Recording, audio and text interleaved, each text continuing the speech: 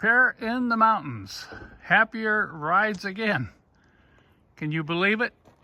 Parked the car and it wouldn't go out of park. Let me show you what we found. Sure enough, just like we thought, it's the shift bushing.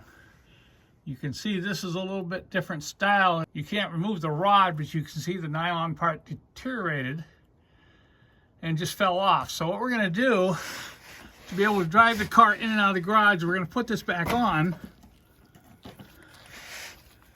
See, it kind of snaps back on. You can see that there.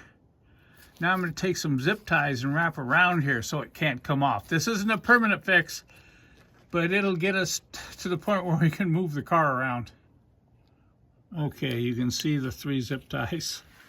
And we got wrapped around one way, wrapped around the other way. Now I'll grab a hold of the shift rod, and you see that's not going to come off. Success.